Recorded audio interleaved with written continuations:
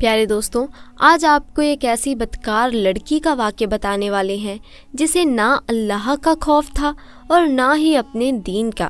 دوستوں، ایک لڑکی جو بدکاری میں زندگی گزار رہی تھی، اس کے پاس گراہکوں کی لائن لگی رہتی تھی اور اس کو کوئی بھی سمجھانے والا نہیں تھا کہ تو اپنے آپ کو فقط برباد کرنے کے سوا اور کچھ نہیں کر رہی۔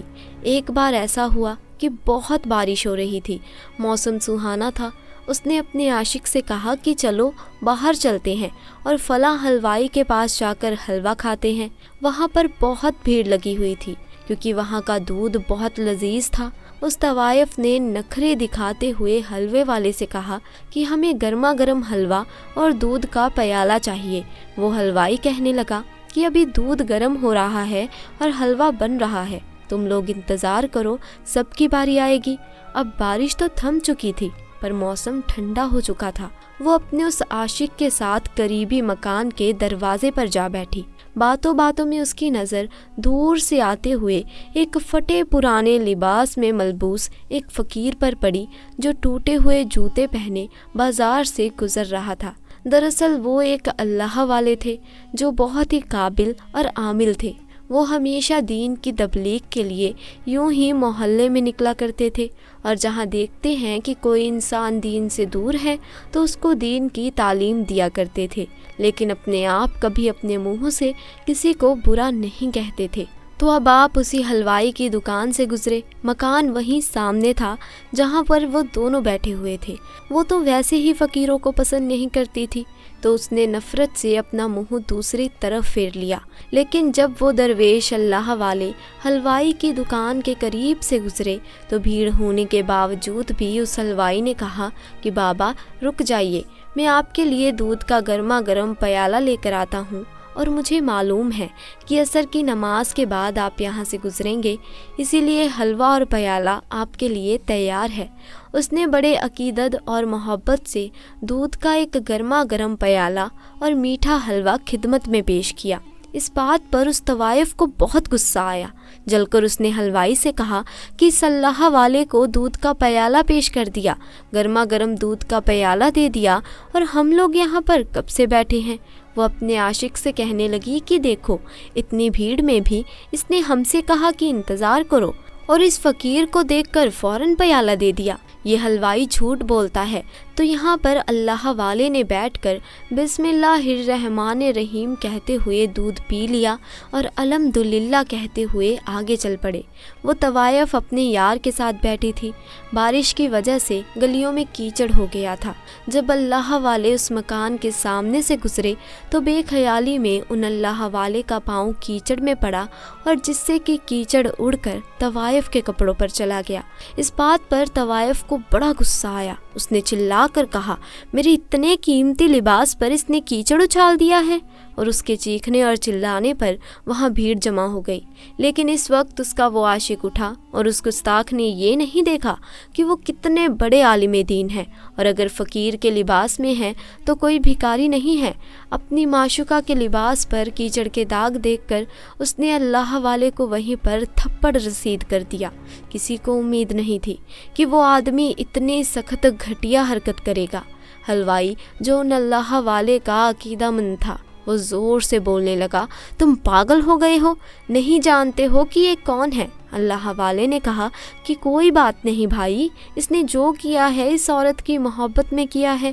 اب مار کھا کر اللہ تعالیٰ کا شکر ادا کرتے ہوئے وہ کہنے لگے، یا اللہ تو بڑا بے نواز ہے، کہیں دودھ پلاتا ہے تو کہیں تھپڑ نصیب ہوتا ہے، لیکن ہم بھی تیرے چاہنے والے ہیں، تیرے عاشق ہیں، بس تو اپنی سچی راہ پر چلانا، ہم تو تیری رضا پر راضی ہیں۔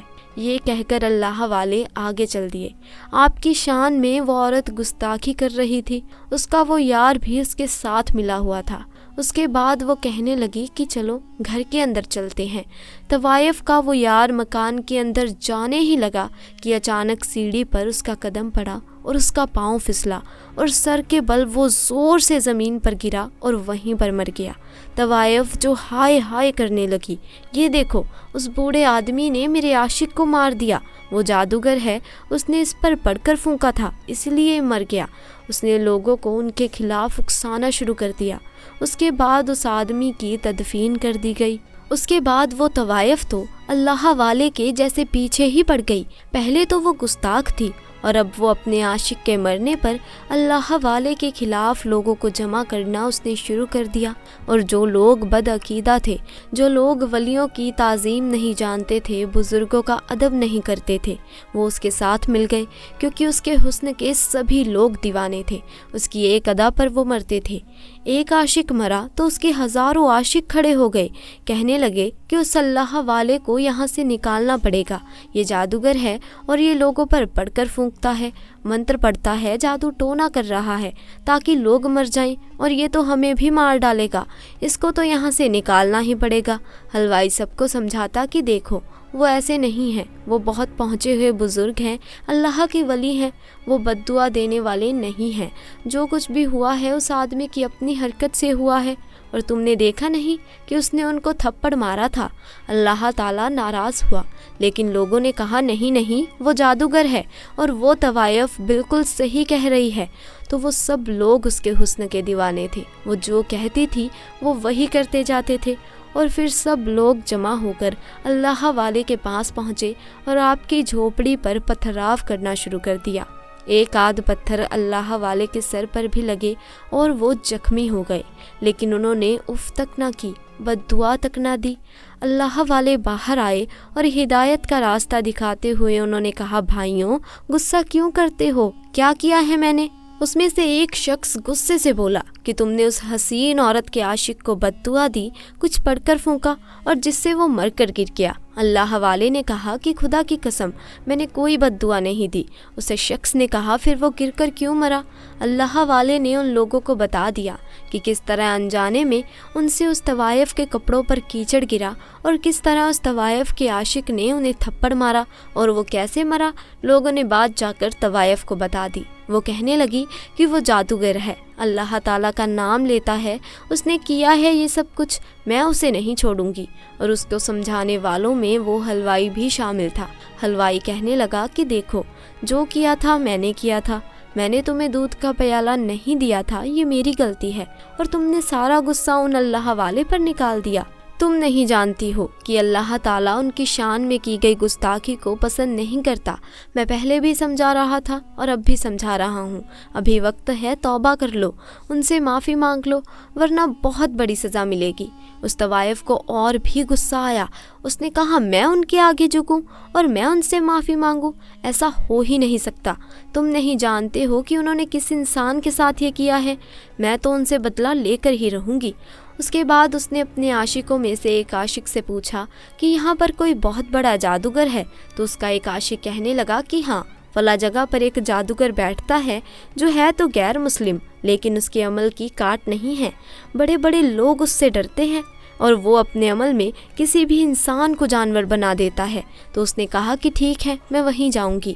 اب اس عاشق کے بتانے پر وہ بدلہ لینے کے لیے اس جگہ کے سب سے بڑے کالے جادو کرنے والے غیر مسلم جادوگر کے پاس آئی اور کہا کہ ایک مسلمان فقیر ہے، ڈھونگی بابا ہے، اور اس نے میرے عاشق کو مار دیا، وہ جادوگر ہے اور تم اس کا خاتمہ کرو، اس کو کوئی جانور بنا دو تاکہ وہ دم ہلاتا ہوا میرے گھر کے باہر بیٹھا رہے۔ تو اس نے کہا کہ اچھا تو تم چاہتی ہو کہ میں اسے کتا بنا دوں؟ تو کہنے لگی ہاں، اسے وہی جانور بنا دو جو ناپاک ہیں اور لوگ اس کو اپنا پالتو بناتے ہیں۔ غیر مسلم کہنے لگا لیکن میں نے تو سنا ہے کہ وہ بہت پہنچے ہوئے عالم ہیں اور ان کے خلاف تو میں کچھ بھی نہیں کر سکتا۔ تو وہ کہنے لگی تو میں یہ چاہتی ہوں کہ اس بات کا کوئی توڑ ہو، تم اتنے پہنچے ہوئے عالم ہو تو تم اتنا بھی نہیں کر سکتے؟ وہ اس کو پانی لگاتے ہوئے بولنے لگی میں نے تو بڑی شہرت سنی ہے تمہاری اور بہت امید لے کر یہاں آئی ہوں، میں تمہیں منہ مانگی رقم دوں گی، بہت پیسہ ہے میرے پاس۔ اس نے کہا کہ ٹھیک ہے میں یہ عمل کروں گا، میں کالا جادو کر کے اس کو کتا بنا دوں گا۔ لگاتار 3 راتوں تک وہ یہ عمل کرتا رہا لیکن کوئی فائدہ نہیں ہوا، الٹا اسے لگ رہا تھا کہ کہیں یہ عمل اس پر ہی بھاری نہ پڑ جائے۔ اس کو اپنی جان کی فکر ہو گئی، اس کو سمجھ میں نہیں آ رہا تھا، اس نے اس بازار و حسن کی طوائف کو بلایا اور کہا کہ میں ان پر کوئی عمل نہیں کر سکتا، وہ بہت پہنچے ہوئے عالم ہیں، ان پر کیا ہوا ہر عمل مجھ پر الٹا ہو سکتا ہے، اور کہیں ایسا نہ ہو کہ میری جان کے ہی لالے پڑ جائیں، اور جہاں میں انہیں کتا بنانا چاہتا ہوں کہیں ایسا نہ ہو کہ میں خود ہی کتا بن جاؤں۔ تو اس طوائف نے کہا کہ میں خود ان پر وہ عمل کروں گی، تم تو بہت بزدل ہو، بتاؤ کیا کرنا ہے۔ اس نے کہا کہ تم ایک مسلمان ہو، اور کیا تم غیر مسلم بننا چاہو گی، کیونکہ اس عمل کو کرنے کے بعد تم مسلمان نہیں رہو گی۔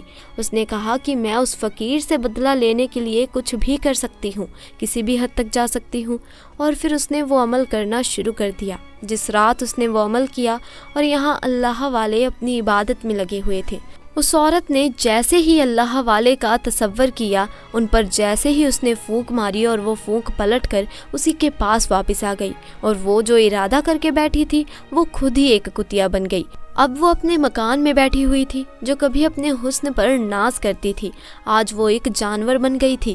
اللہ والے کو اپنے علم کے ذریعے خبر مل گئی تھی کہ وہ طوائف اب ایک کتیا بن گئی ہے جو کہ ان پر عمل کرنا چاہ رہی تھی۔ اللہ والے اس کے مکان کے باہر آئے اور آواز دی کہ اے عورت، میں نے تیرے عاشق کا کچھ نہیں بگاڑا تھا، وہ خود اپنی غلطی سے مرا ہے، اللہ نے اس کی موت اسی طرح لکھی ہوئی تھی، اور کیا تو اس بات پر راضی نہیں ہے؟ لیکن اس نے مجھے تھپڑ مارا تھا، اور اللہ تعالیٰ نے اس بات کو ناپسند کیا۔ میں یہ نہیں کہتا کہ میں بہت پہنچا ہوا انسان ہوں، لیکن اللہ تعالیٰ پسند نہیں کرتا اگر آپ کسی معصوم انسان پر ظلم کریں، اور تو نے بھی وہی کیا۔ تو اللہ کو نہیں جانتی، اس کی قدرت کو نہیں پہچانتی، تو مجھ پر وار کرنا چاہتی تھی۔ اب تو دیکھ، اللہ تعالیٰ نے تیری نیت اور تیری سوچ کو تجھ پر ہی پلٹ دیا ہے، اور افسوس کہ تم مسلمان بھی نہیں رہی، تو نے غیر مسلم جادوگر کا سہارا لیا، مجھے ہلاکت میں ڈالنے کے لیے تو نے خود کو ہلاک کر دیا، افسوس ہے کہ تو نے اپنے آپ کو برباد کر لیا۔ اب وہ طوائف جو کہ اللہ والے کو ایک جانور بنا کر اپنے کوٹھے کے باہر بٹھانا چاہتی تھی، تو اب وہ خود اللہ والے کی جھوپڑی کے باہر بیٹھ کر روتی رہتی اور ان کی پالتو بن گئی، لیکن اللہ والے اس پر ظلم نہیں کرتے بلکہ اس کے حق میں دعا کرتے۔ تو دوستوں، آج کے لیے بس اتنا ہی۔ اگر آپ کو ہمارا آج کا واقعہ پسند آیا ہو تو ویڈیو کو لائک کریں، شیئر کریں اور چینل کو سبسکرائب کریں۔ السلام علیکم، خدا حافظ۔